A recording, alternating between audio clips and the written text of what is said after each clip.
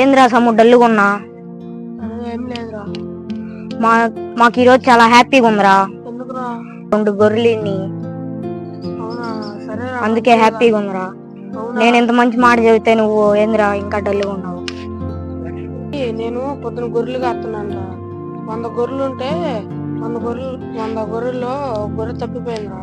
దాన్ని పొద్దున్న నుంచి సాయంత్రం దాకా ఎత్తుకుతానే ఉన్నాను రా. పెద్ద గర్వంగానే అది బయటకు వచ్చింది. అందుకే రా అది బయటకు వచ్చిన తర్వాత అందుకే ఇలా మనశ్శాంతిగా ఉన్నాను రా. ఇంకెప్పుడు ఇలా జరగకూడదని దేవుడికి ప్రార్థించుకుంటాను రా.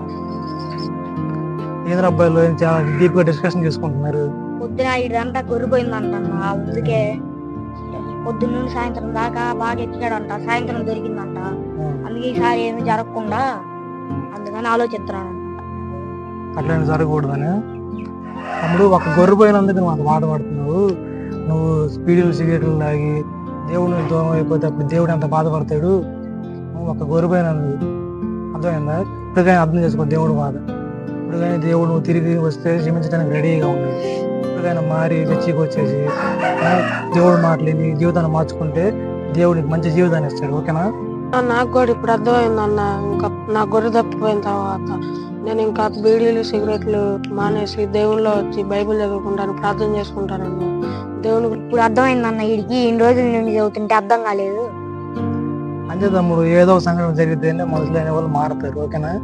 ఇప్పుడు వీడి జీవితంలో ఇలాంటి సంఘటన జరిగింది మారడానికి. దేవుడు కూడా మన జీవితంలో ఏదో ఒక సంఘటన ద్వారా మనల్ని మారుస్తాడు.